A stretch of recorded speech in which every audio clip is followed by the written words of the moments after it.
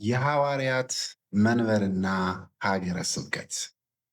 ሰላም እግዚአብሔር ይብዛላችሁ። በድጋሜ ሁላችሁም እንደምንከረማችሁ። ቀደም ባሉት ቪዲዮቻችን ስለ ሐዋርያት፣ ስለ ቅድስት ቤተ ክርስቲያን ታሪክ አመሰራረቷ፣ ስለ 120ው ቤተሰብ ይህንን ሁሉ ስናይ መተናል።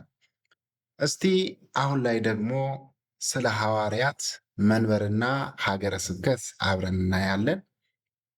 የትኞቹ መንበሮች፣ የትኞቹ አህጉረ ስብከት ወይም ሀገረ ስብከት አሉ የሚሉትን እስቲ አብረን ለማየት እንሞክራለን። አብራችሁን ቆዩ። መጀመሪያ ላይ የኢየሩሳሌምን መንበር እናያለን። እንግዲህ ከሐዋርያት መንበርና ሀገረ ስብከት ውስጥ የመጀመሪያው የኢየሩሳሌም መንበርን እናያለን። ክርስትና መጀመሪያ የተሰበከው በኢየሩሳሌም በአካባቢዋ ስለነበር የመጀመሪያዎቹ ክርስቲያኖች ከተማዋን በማዕከልነት ይጠቀሙባት ነበረ። የኢየሩሳሌም መንበር የመጀመሪያ ፓትርያርክ ቅዱስ ያዕቆብ የመጀመሪያው ኤጲስቆጶስም እንለዋለን። የጌታችን ወንድም እየተባለ የሚጠራው ማለት ነው። በ62 ዓመተ ምህረት በሰማዕትነት ሲያርፍ ወንድሙ ስምዖን በመንበሩ ተተካ። እርሱም በ106 ዓመተ ምህረት በኢየሩሳሌም ከተማ በሰማዕትነት አርፏል። ጌታችን በትንቢት እንደተናገረው ማቴዎስ ምዕራፍ 23 ቁጥር 37 ላይ በ70 ዓመተ ምህረት ሮማዊ ንጉሥ ጥጦስ 80,000 ሰራዊት አዝምቶ ከተማዋን በመውረድ ከተማዋን ሰብሮ ገብቶ በዚያ ጊዜ በሮማውያን አገዛዝ ላይ አምፀው የነበሩትን አይሁዶች ግማሾቹን ሲፈጃቸው የቀሩትን ደግሞ በባሪያነት ሸጧቸው ነበረ። ከተማዋንም አፍርሷት ነበረ። በዚህም የተነሳ የኢየሩሳሌም መንበር በመጠኑም ቢሆን ቀዝቅዞ የነበረበት ሁኔታ ነው የነበረው። እንግዲህ የኢየሩሳሌም መንበር ባጭሩ ይህንን ሲመስል፣ ሁለተኛ ላይ የአንጾኪያ መንበርን ነው የምንመለከተው። አንጾኪያ ለሮም አስተዳደር ሶስተኛ ከተማ የነበረች የሶሪያ ከተማ ናት። በነገራችን ላይ በዚች ቦታ ቀድሞ ወንጌል የሰበኩት ቅዱስ ጳውሎስ እና ቅዱስ ባርናባስ ሲሆኑ ቅዱስ ጴጥሮስን ሰብኮባታል። በዚች ከተማ በከተማዋ አይሁድም አሕዛብም ማለት እግዚአብሔርን የማያመልኩ የማያምኑ የነበሩባት ከተማ ናት። የጌታ ደቀ መዛሙርት ክርስቲያን የሚለውን ስም ያገኙት በዚች ከተማ ነው፣ ለመጀመሪያ ጊዜ ማለት ነው። በታሪክ እንደተጻፈው ሐዋርያት 11:2 ላይ ለመጀመሪያ የሐዋርያት ሲኖዶስ ምክንያት የሆነው ጥያቄ የተነሳው ለአንጾኪያ ክርስቲያኖች ነው። በሐዋርያት እግር ተተክቶ መንበሩን የተረከበው አግናጢዮስ ምጥው ለአንበሳ ተብሎ ይጠራል። እንግዲህ ይሄ ነበረ ተተክቶ መንበሩን የተረከበው። ዛሬ የሶሪያ ክርስቲያኖች መንበር ናት፣ ዛሬም ድረስ ማለት ነው እቺ ከተማ። ሶስተኛ ላይ የእስክንድሪያ መንበርን ነው የምንመለከተው። የእስክንድሪያ ከተማ በግብፅ ሰሜናዊ ጫፍ በአባይ ወንዝ ዳርቻ የምትገኝ ወደብ ናት። እቺ ከተማ እንግዲህ ስሟን ያገኘችው ከታላቁ የመቄዶንያ ተወላጅና የግሪኮች ንጉሥ ከነበረው ከእስክንድር ነው።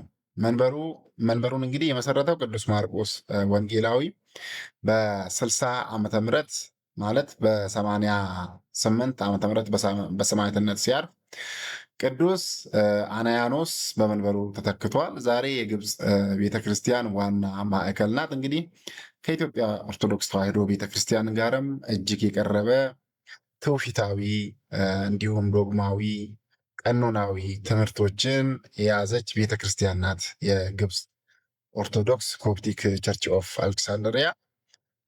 ሌላ የሮማ መንበርን ነው የምናየው። የሮማ መንግስት ዋና ከተማ ናት እንግዲህ ሮማ ማለት።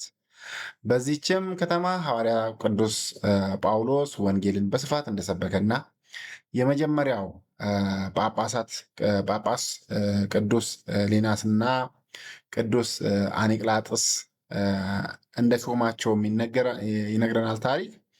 የሮማ ሰዎች በሮም ከተማ በመጀመሪያ የሰበከው ቅዱስ ጴጥሮስ እንደሆነ ይነገራል። ማለት በሮም ከተማ ማለት ነው። ሌላው የኤፌሶንን መንበር ነው የምናየው። እንግዲህ ብዙ መንበሮች እንዳሉ ነው እያየን ያለ ነው። በጥንት የታናሹ እስያ በዛሬው የቱርክ ግዛት የምትገኝ ከተማ ናት እቺ ኤፌሶን የምትባለው ከተማ። አስቀድሞ በዚህ ከተማ ወንጌልን የሰበከው ሐዋርያው ቅዱስ ጳውሎስ ሲሆን ቅዱስ ዮሐንስ ወንጌላዊ መንበሩን ኤፌሶን አድርጎ ለብዙ ዓመታት አስተምሮባታል። በመጨረሻም በሮማውያን ተይዞ ወደ ፈጥሞ ደሴት የተጋዘው በዚች ከተማ ሲያስተምር ነው። የኤፌሶን መንበር ቅዱስ ዮሐንስ ከዚህ ዓለም ከተለየ ከ99 ዓመት በኋላ ቀዝቅዛለች፣ እንግዲህ ተቀዛቅዛለች። ሌላው የሰርመኔስ መንበርን ነው የምናየው። በቅድሚያ በዚህ ከተማ በማስተማር መንበሩን የመሰረተው ነባቤ መለኮት ቅዱስ ዮሐንስ ሲሆን እርሱ እየተዘዋወረ ለማስተማር እንዲያመቸው ደቀ መዝሙሩ ፓሊካርፐስን በሰማዕትነት እስካረፈበት እስከ 155 ዓመተ ምህረት ድረስ ለሊቀ ጳጳስ አድርጎ ሾሞት ነበረ። በዚህም እዛ ሲያገለግል ነበረ። ከዚያ በኋላ ግን ማዕከልነቱ እየቀዘቀዘ መጣ። ዛሬ ከተማዋ ኢዝማር ተብላ ቱርክ ውስጥ ትገኛለች እቺ ታሪካዊት ከተማ። ሌላው የአቴና መንበር ነው። በመጀመሪያ ለአቴናውያን ወንጌልን የሰበከው ሐዋርያው ቅዱስ ጳውሎስ ነው። እርሱም ለአቴና መንበር ቅዱስ ዲዮናሲዮስን ሊቀ ጳጳስ አድርጎ የሾመበት ሁኔታ ነው የነበረው። በመጀመሪያ 100 ክፍለ ዘመን የአቴና መንበር ወደ ሮም መጠቃለል በመጀመሩ እየተቀዛቀዘ የመጣበት ሁኔታ ነው የነበረው። ሌላው የቁስጥንጥንያ መንበር ነው። የቁስጥንጥንያ ቤተክርስቲያን በመጀመሪያ የተሰበከችው በሐዋርያው ቅዱስ እንድርያስ ነው። ከተማዋ የምስራቃዊ ሮም ግዛት ወይንም የቢዛንታይን መናገሻ ነበረች። እቺ ከተማ ይህችን መንበር ቅዱስ ዮሐንስ አፈወርቅን የመሳሰሉ ታላላቅ የተዋህዶ ሊቃውንት ያፈራች ናት። እቺ መንበር በ1445 ዓ ም በኦቶማን ቱርክ ወረራ አካባቢው የተያዘ ሲሆን የቁስጥንጥንያን መንበር በዚህ ቦታ ነው በዚህ ጊዜ የተደመደመው። የቅድስት ሶፊያ ቤተክርስቲያንም መስጊድ ሆና ሶማ ተቀይሮ ኢስታንቡል በመባል ትታወቃለች ዛሬ ላይ። እንግዲህ ይህንን ቪዲዮና መሰል ሌሎች ቪዲዮዎች እንዲደርሳችሁ ሁሌም ከማጋራት ሁሌም ላይክ ከማድረግ ሰብስክራይብ በማድረግ እንዳትረሱ፣ እንዳትቆጠቡ። ይህንንም በማድረግ ቃል እግዚአብሔር ብዙዎች ጋር እንዲደርስ ምድራዊውንም ሰማያዊውንም ነገሮች የቤተክርስቲያናችንን የወንጌል ጉዞ እያመቻቸን የበኩላችንን ጥረት እያደረግን እንጓዛለን። አነሳስቶ ያስጀመረን አስጀምሮ ያስፈጸመን ልዑል እግዚአብሔር አምላካችን ክብር ምስጋና ይግባው። ወስብሐት ለእግዚአብሔር ወወላዲቱ ድንግል ወለመስቀሉ ክቡር አሜን።